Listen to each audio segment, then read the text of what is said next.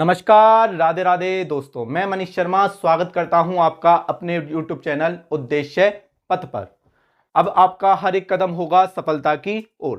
दोस्तों, मैं स्टार्ट करने जा रहा हूं मैपिंग, और मैपिंग में हम सबसे पहले पढ़ेंगे भारत के मानचित्रण के बारे में और जानेंगे भारत में सभी चीज़ों के बारे में, जैसे कि भारत में झीलें, नदियां, भारत का परिचय, भारत के पड़ोसी देश, भारत के स्टेट और यूनियन टेरिटरीज कहाँ कहाँ पर है, और इनको बहुत ही बेहतरीन तरीके से हम जानेंगे।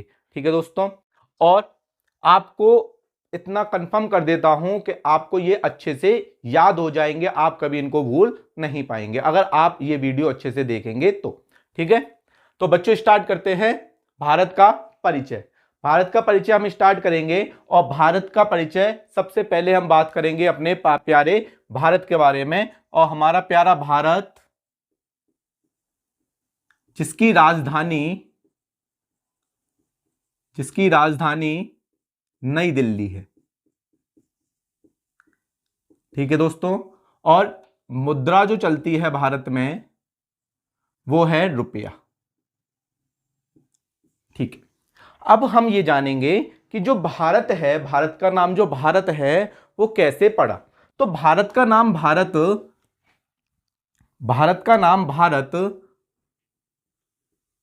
जो नाम पड़ा है वो राजा भरत के नाम पर पड़ा है।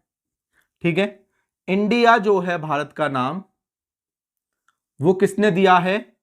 यूनानियों ने दिया है। ठीक है, हिंदुस्तान जो है, हिंदुस्तान, भारत को हिंदुस्तान किसने कहा है? ईरानियों ने। ये पेपर में एज इट इज पूछे जाते हैं। आर्यवर्त, भारत को आर्यवर्त जो कहा है वो आर्यों की भूमि। ठीक है, भारत क्या है? आर्यों की भूमि है, इसलिए भारत को आर्यवर्त भी कहा जाता है। और जम्बू द्वीप के नाम से भी जाना जाता है। जम्बू द्वीप के नाम से पुराणों में मिलता है कि भारत को क्या कहा जाता था? जम्बू द्वीप। पुराणों में इसका क्या मिलता है? उल्लेख मिलता है। ठीक है दोस्तों, आगे चलते हैं। आगे हम क्या देखेंगे कि हम जानते हैं कि यह है हमारी पृथ्वी। ध्यान से देखना, यह है हमारी पृथ्वी। अब पृथ्वी पर काल्पनिक रेखाएं खींची गई हैं, काल्पनिक लॉन्गिट्यूड लाइंस और काल्पनिक लैटिट्यूड लाइंस, अक्षांश रेखाएं और देशांतर रेखाएं खींची गई हैं। तो हम अक्षांश रेखाओं की बात करें तो यह है 0 डिग्री की अक्षांश रेखा, जिसको हम विषुवत रेखा और भूमध्य रेखा भी कहते हैं। इसके ऊपर की साइड बात करेंगे, इसके ऊपर जो है वो है उत्तरी गोलार्ध, और नीचे जो है वो है दक्षिणी गोलार्ध। ठीक है दोस्तों, तो भारत की उपस्थिति कहां पर है? भारत की उपस्थिति कहां पर है? उत्तरी गोलार्ध में है। ठीक है, भारत की उपस्थिति कहां पर बताई गई है? उत्तरी गोलार्ध में बताई गई है। अब उत्तरी गोलार्ध में हम इसका भौगोलिक परिचय देखते हैं। तो ये है, सबसे पहले आप डायरेक्शन को याद रखना। अगर मैं एक प्लस खींच दूं तो प्लस के आधार पर इधर होता है ईस्ट, ये है वेस्ट, ऊपर है नॉर्थ और नीचे है साउथ। ठीक है, तो भारत का जो ये है भाग, ये है नॉर्थ साइड बोलते हैं इसको, ये है नीचे साउथ साइड, ये है ईस्ट और ये है वेस्ट। ठीक है दोस्तों, अब क्या होगा, जो अगर हम ईस्ट की बात करें तो भारत का ईस्ट पॉइंट जो है वो 97 डिग्री 6 मिनट ईस्ट में है, और वेस्ट की बात करें तो 68 डिग्री 7 मिनट ईस्ट में है। ईस्ट में ही मैं क्यों कह रहा हूं? क्योंकि जब यहां से एक लॉन्गिट्यूड लाइन खींची जाएगी तो भारत हमेशा किधर पाया जाएगा? इधर ईस्ट में पाया जाएगा, इसलिए दोनों लाइनें ईस्ट में ही काउंट होंगी। लेकिन अगर भारत की दृष्टि से देखें तो इधर ईस्ट होगा, इधर वेस्ट होगा, ऊपर नॉर्थ होगा, नीचे साउथ होगा। ठीक है दोस्तों, ठीक है, तो ये है east point 97 degree 6 minute east में है। ठीक है, ये वाला पॉइंट जो है वेस्ट पॉइंट, ये 68 डिग्री 7 मिनट ईस्ट में है। नीचे ऊपर चलेंगे, नॉर्थ पॉइंट जो है वो 37 डिग्री 6 मिनट नॉर्थ में है और साउथ पॉइंट जो है वो 8 डिग्री 4 मिनट नॉर्थ में है। ठीक है दोस्तों, ठीक है। अब इनके पॉइंटों की बात कर ली जाती है कि इनके पॉइंटों को नाम क्या दिया गया है। सबसे पहले जो ईस्ट पॉइंट है इसको नाम दिया गया है किबिथु। किबिथु, किबिथु जो है वो कहां पे पड़ता है, अरुणाचल प्रदेश में पड़ता है। किबिथु जो है वो भारत का ईस्ट पॉइंट है, मतलब कि उत्तरी पूर्वी बिंदु है। कैसा बिंदु है, पूर्वी बिंदु है, जिसका नाम है किबिथु और जो कहां पड़ता है, अरुणाचल प्रदेश में पड़ता है। वेस्ट में बात कर लेते हैं। वेस्ट में यहां पे है एक पॉइंट जिसको बोलते हैं गोहर या गौर मोती। ठीक है दोस्तों, गोहर या गौर मोती, ये कहां पे है, गुजरात में है। गुजरात, गुजरात के कौन से इलाके में है, सर क्रीक।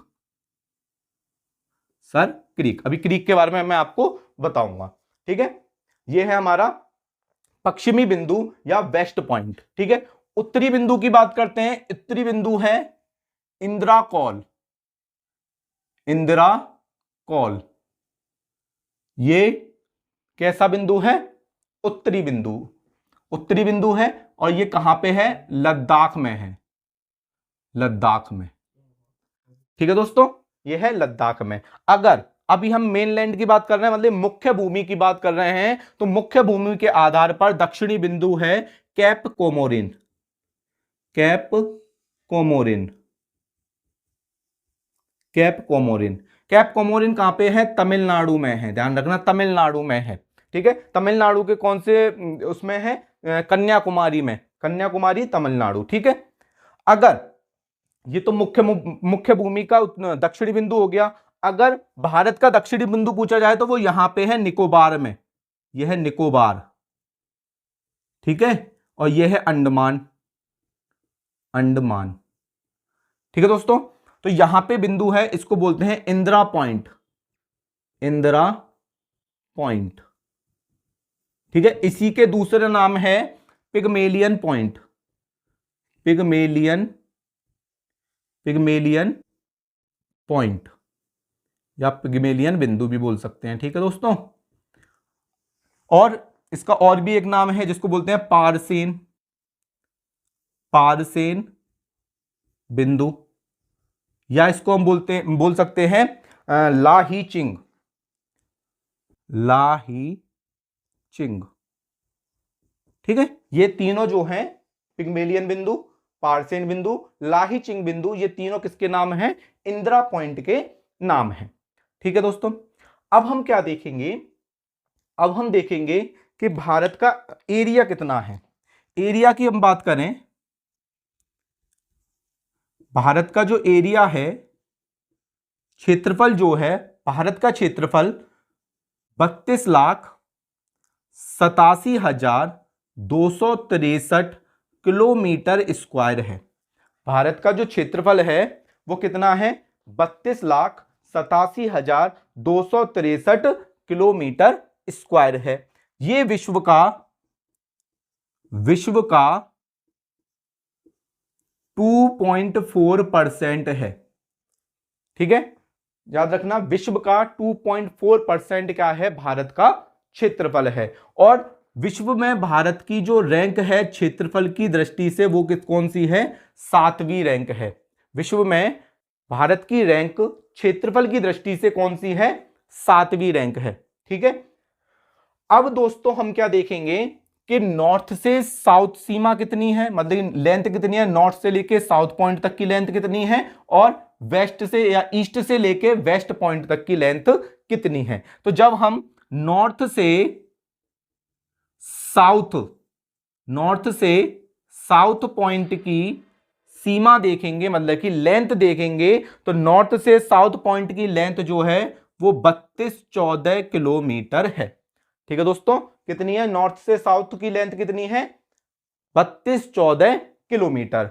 और अगर हम ईस्ट से वेस्ट की लेंथ देखेंगे, ईस्ट से वेस्ट की लेंथ देखेंगे, तो वो है 2933 किलोमीटर, 2933 किलोमीटर। ठीक है दोस्तों, ठीक। अब हम चलते हैं और बात करते हैं आगे। ठीक है, कुछ और इंपॉर्टेंट चीजों को हम इसमें देखेंगे। ठीक, अभी हम यहां पे ध्यान से देखें तो ऊपर का जो एरिया है, ये जो रेखा जा रही है, इसको बोलते हैं लैंड बाउंड्री, क्योंकि ये किससे जुड़ी हुई है? स्थल से। यहां पे पाकिस्तान, यहां पे अफगानिस्तान, यहां पे चीन। ठीक है, तो ये पूरी क्या है? लैंड बाउंड्री है। और नीचे देखेंगे तो यहां पे क्या है? अरब सागर। ये है पूरा, यहां लिख देते हैं अरब सागर, अरब सागर। ठीक है दोस्तों, और यहां पे है बंगाल की खाड़ी, बंगाल की खाड़ी।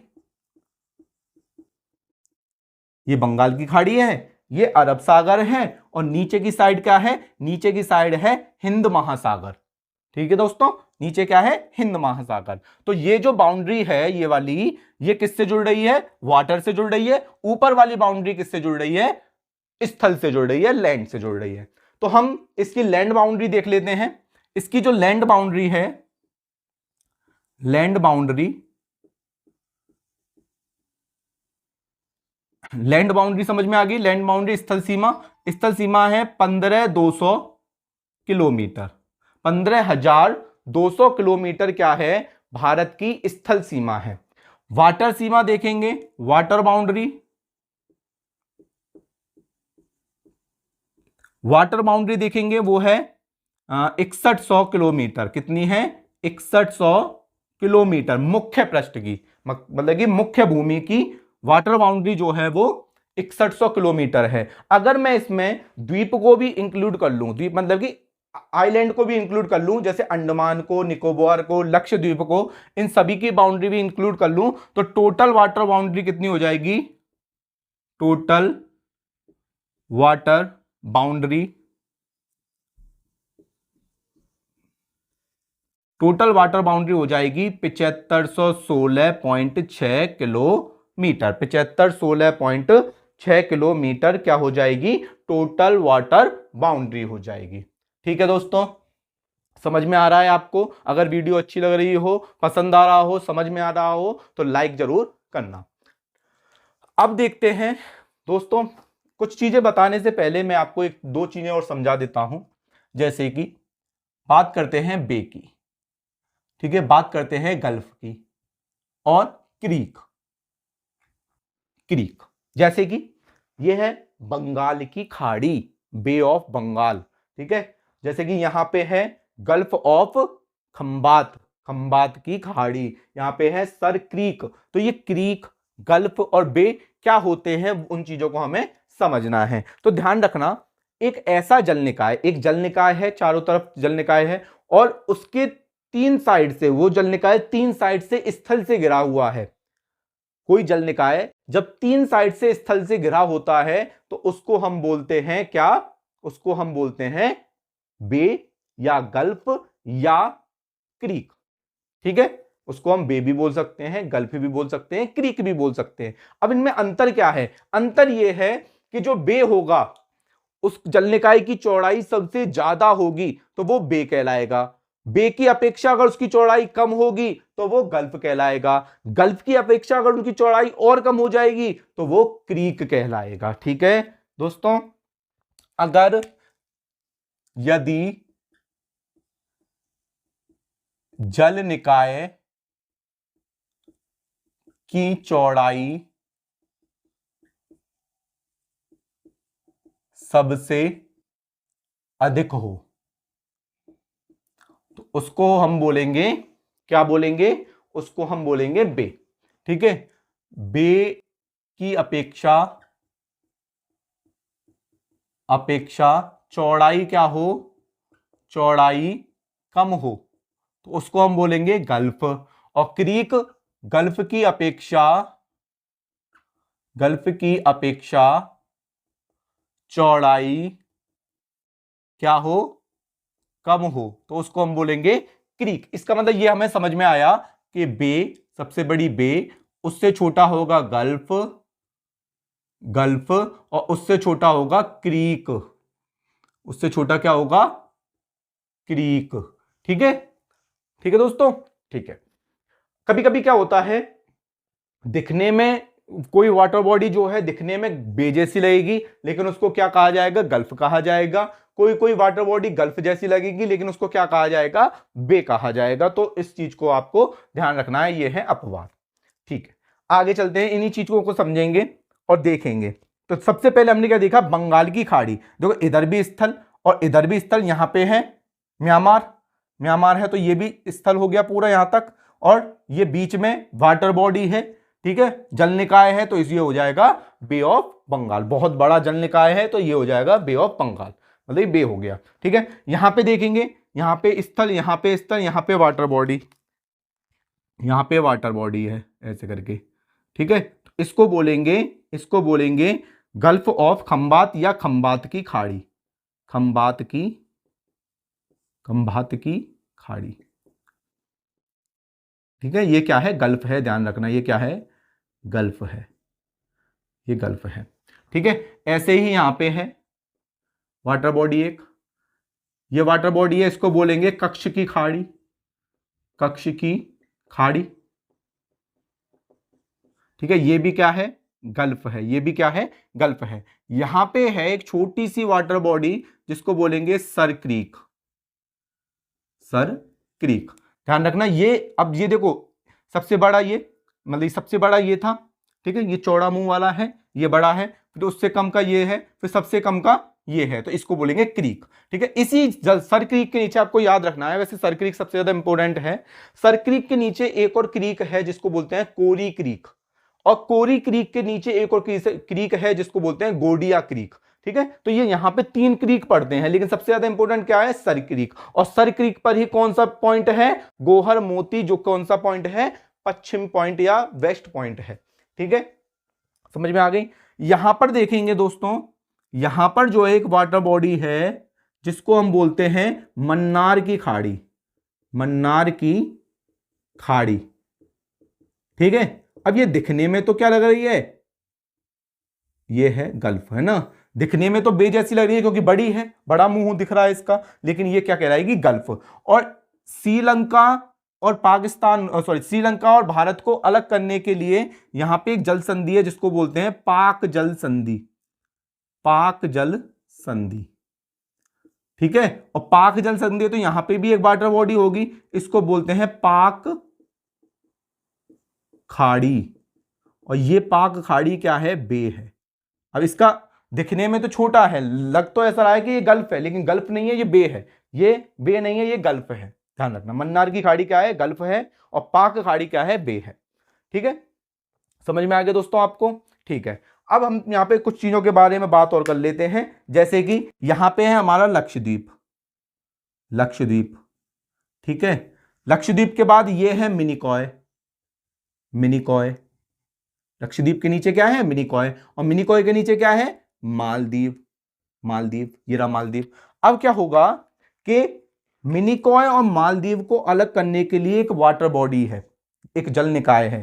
ठीक है, तो मिनिकॉय और मालदीव को अलग करने के लिए जल निकाय है जिसको नाम दिया गया है, जल निकाय को 8 डिग्री चैनल, 8 डिग्री चैनल। ठीक है, ऐसे ही मिनिकॉय और लक्षद्वीप को अलग करने के लिए एक वाटर बॉडी है जिसको बोलते हैं 9 डिग्री चैनल। ठीक है दोस्तों, 9 डिग्री चैनल, ध्यान रखना ये पेपर में आता है। 9 डिग्री चैनल लक्षद्वीप को और मिनिकॉय को अलग करता है, और 8 डिग्री चैनल मिनिकॉय और मालदीव को अलग करता है। ठीक है, ऐसे ही अंडमान और निकोबार को अलग करने के लिए यहां पे है 10 डिग्री चैनल। 10 डिग्री चैनल क्या करेगा, 10 डिग्री चैनल अंडमान और निकोबार को अलग करता है। एक यहां पे द्वीप है कोको द्वीप, कोको आइलैंड, एक कोको आइलैंड है, और कोको आइलैंड को अंडमान से अलग करने के लिए यहां पे है कोको चैनल, कोको चैनल। ठीक है दोस्तों, कोको चैनल क्या करता है, अंडमान को कोको आइलैंड से अलग करता है। ठीक है दोस्तों, तो जितना, हाँ एक चीज और इसमें रहेगी उसको और देखना, ये जो मैंने रेखा बनाई है, ये आपको लाइन दिख रही होगी ब्लू वाली, तो ये है 23.5 डिग्री नॉर्थ, 23.5 डिग्री नॉर्थ। आपको पता ही है 23.5 डिग्री नॉर्थ क्या है, कर्क रेखा है, तो इसको हम क्या बोलेंगे, कर्क रेखा। क्या बोलेंगे? कर्क रेखा। कर्क रेखा क्या दिखाती है? कर्क रेखा तो ये जा रही, ठीक है। अब ये भारत के क्वेश्चन पूछा जाता है कि कर्क रेखा भारत के किन किन राज्यों से गुजरती है, तो उन राज्यों की बात करेंगे। तो कर्क रेखा भारत के कितने राज्यों से गुजरती है? 8 राज्यों से। आपको याद रखना है, कर्क रेखा भारत के कितने राज्यों से गुजरती है? 8 राज्यों से। अब 8 राज्यों के नाम क्या हैं? मैं शॉर्ट में लिख दे रहा हूं, आपको ये पूरे करके लिखने हैं, ठीक है। पूरा नाम लिखना है आपको। सबसे पहले गुजरात, इधर आएंगे। सबसे पहले गुजरात, सबसे पहले आएगा गुजरात, प्लस गुजरात के बाद राजस्थान, प्लस मध्य प्रदेश, फिर उसके बाद मध्य प्रदेश के बाद छत्तीसगढ़, छत्तीसगढ़ के बाद झारखंड, झारखंड के बाद वेस्ट बंगाल, पश्चिम बंगाल, फिर त्रिपुरा, त्रिपुरा के बाद मिजोरम, ठीक है। ध्यान रखना मिजोरम है, मणिपुर नहीं है, मिजोरम, ठीक है। तो क्या हो गया? गुजरात हो गया, ये रहा गुजरात, यहां पे पड़ेगा राजस्थान, फिर मध्य प्रदेश, फिर छत्तीसगढ़, झारखंड, वेस्ट बंगाल, त्रिपुरा और मिजोरम। ये 8 राज्यों से होकर गुजरती है कर्क रेखा, ठीक है दोस्तों। एक ये है, यहां पे आप ध्यान देंगे, ये मैंने लिखा है 82.5 डिग्री ईस्ट। 82.5 डिग्री ईस्ट जो है, ये है भारत का मानक समय, मानक समय रेखा इसको हम कहते हैं, ठीक है। ये इलाहाबाद से होकर गुजरता है। अब कौन कौन से राज्यों से, ये भी पूछा जाता है कि यूपी के किस जिले से होकर गुजरता है, लिखे, लेकिन तुम्हें मोटा मोटा याद रखना है कि ये किन किन राज्यों से होकर गुजरता है। तो राज्य देखेंगे, सबसे पहले आएगा यूपी, यूपी के बाद आएगा एमपी, ठीक है। कितने राज्यों से गुजरेगा? 5 राज्यों से। तो उत्तर प्रदेश, मध्य प्रदेश, छत्तीसगढ़, छत्तीसगढ़ के बाद उड़ीसा, उड़ीसा, उड़ीसा के बाद आंध्र प्रदेश। ध्यान रखना आंध्र प्रदेश है, अरुणाचल प्रदेश नहीं है, आंध्र प्रदेश, एपी का मतलब आंध्र प्रदेश, ठीक है। तो उत्तर प्रदेश, मध्य प्रदेश, छत्तीसगढ़, उड़ीसा और आंध्र प्रदेश, इन 5 राज्यों से होकर गुजरती है मानक समय रेखा। आपको ध्यान दिला दूं, मानक समय रेखा जो है, भारत की मानक समय रेखा जो विश्व की समय रेखा है, जिसको हम बोलते हैं GMT, ग्रीनविच मीन टाइम, ठीक है, उससे 5.5 घंटे आगे है, ठीक है। 5.5 घंटे क्या है? उससे आगे है, ठीक है दोस्तों। तो ये हो गया हमारा भारत का परिचय, ठीक है। जो इंपॉर्टेंट चीज थी, जो पेपर में आपके आती हैं, वो हमने इसमें कवर कर ली हैं। इसके बाद हम पढ़ेंगे भारत के पड़ोसी देशों के बारे में, भारत के स्टेट कितने हैं, यूनियन टेरिटरीज कितनी हैं, उनके बारे में पढ़ेंगे। धीरे धीरे हम क्या पढ़ेंगे? नदियां कौन कौन सी बहती हैं, इंपॉर्टेंट चीज पढ़ेंगे जो पेपर में पूछी जाती हैं, ठीक है। उसके बाद पर्वत कौन से हैं, पठार कहां पे हैं, ठीक है, पर्वत श्रृंखला कहां पे हैं, दर्रे कौन से हैं, उन सभी चीजों के बारे में हम धीरे धीरे यहां पर पढ़ेंगे। अगर आपको ये क्लास अच्छी लगी हो, अगर आपको ये सारी चीजें अच्छे से समझ में आई हो, तो लाइक करना, सब्सक्राइब करना और बेल आइकन को प्रेस करना, जिससे कि आपको उद्देश्य पथ से मिलने वाली सभी वीडियो आपको मिलती रहें, ठीक है दोस्तों। और अपने सभी दोस्तों को शेयर जरूर करना, ठीक है। और मिलते हैं आपके लिए अगली वीडियो में। राधे राधे, धन्यवाद।